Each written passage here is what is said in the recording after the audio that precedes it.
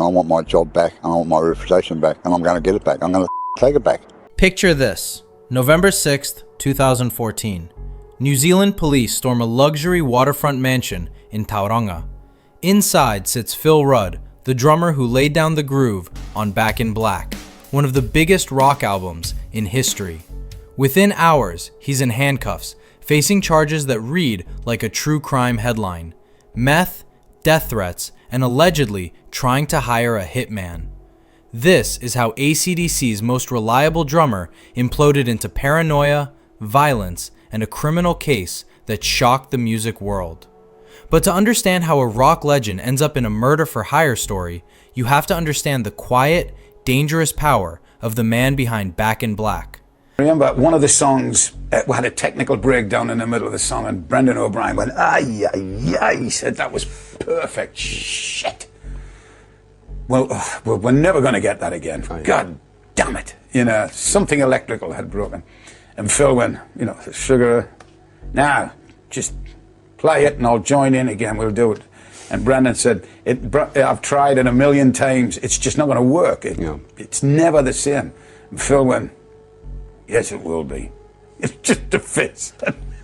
I said, okay, we'll give it a try. And they played it through and it finished. Now I remember Brendan O'Brien just went, and he looked at Phil and he went, you are a machine, my friend. You are a machine. And Phil just went, oh no. It's true. Phil Rudd wasn't just acdc's drummer. He was the engine that made the entire machine run. While Angus Young owned the spotlight and Brian Johnson shredded his vocal cords center stage, Rudd sat in the back, delivering the most deceptively simple, impossibly tight groove. No flash, no 10-minute solos, just pure pocket. He made Back in Black sound easy, which is exactly why it's one of the most iconic drum performances ever recorded. And one of my all-time favorites.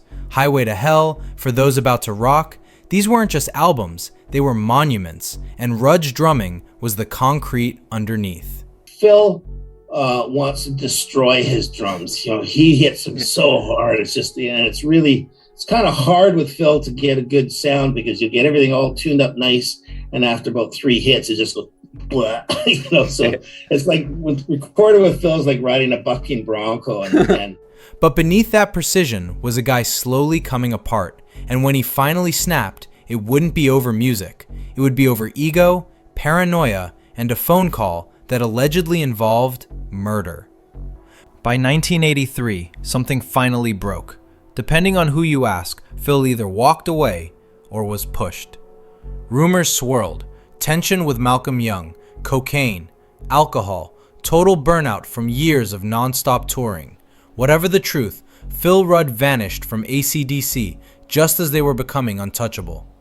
The band plugged the hole with Simon Wright, then Chris Slade, both killer drummers, technically flawless, but for a lot of fans, the feel was off.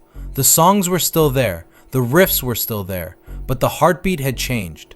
The groove was right, but the soul wasn't. Then came the fairy tale twist. In 1994, they brought Phil Rudd back for Ballbreaker. Suddenly, the prodigal drummer was home, and the classic feel snapped back into place.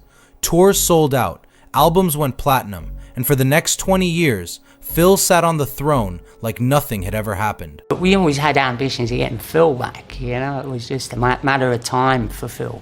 He just needed a time-out thing, you know, to get back to his own life and everything. But he said he wanted back, you know, and it was just waiting for the moment. And so we were just putting drummers in there really until we got him back, because he is the real sound with the rest of the guys. It's the real deal, you know. They call me up again and I go over and sit down after 12 years, and it's like I've been out 5 minutes for a cup of tea. It's like I've been out for a packet of cigarettes. And that is absolutely true. I sat down, never heard the song, dun dun dun, you know, dun, dun, dun, dun. Yeah, right, okay, this is it. And that's it, simple as that, you know. On stage, it looked like a redemption arc. Off stage, the foundation was already cracking. By the 2000s, acdc wasn't just a band anymore, it was a billion-dollar brand. Malcolm Young's health was collapsing, the internal chemistry shifted, and Phil, now in his 60s, was holed up in his waterfront mansion in Tauranga. From the outside, it looked like rockstar paradise. From the inside, it looked a lot more like exile. In July 2014, Phil Rudd made his big solo swing, a record called Head Job. This was supposed to be his "I'm more than just the drummer" moment. Instead, it face-planted. Critics barely mentioned it, fans shrugged, and commercially, it tanked. For a guy who'd spent decades inside one of the most successful bands of all time, that kind of public indifference hits harder than any bad review. According to reports, Phil became obsessed with the idea that people around him had sabotaged the release. Paranoia dug in deep. Add isolation, money, and drugs to that mindset, and suddenly, the man who could lock down the tightest groove in rock couldn't keep his own life in time. Bombshell accusation against a rock and roll Hall of Famer, a member of the iconic band acdc, facing serious charges this morning. The 60-year-old rock legend seen here leaving a New Zealand courthouse Wednesday after being charged with attempting to procure the two murders, a charge punishable by up to 10 years in prison, along with threatening to kill and possession of illegal narcotics. Then came the night everything blew up. That November raid wasn't just a random police visit, it was the climax of a full-scale spiral. The charges were insane. Attempting to procure murder, threatening to kill, and possession of methamphetamine and cannabis. Investigators allege that Rudd, furious over his album's failure, had made violent threats against two people he blamed for ruining his solo career. The most explosive claim? That he'd tried to hire a hitman to take them out, allegedly offering cash and a car as payment. The drummer from Back in Black, now accused of trying to put a literal hit out on someone. Cops walked him out in handcuffs. The band's PR machine slammed on the brakes. Rock or Bust was about to drop, the world tour was locked in, and suddenly, their drummer's name was being read on the evening news next to the words, "murder plot." The court case turned into a media circus. Crazy, right?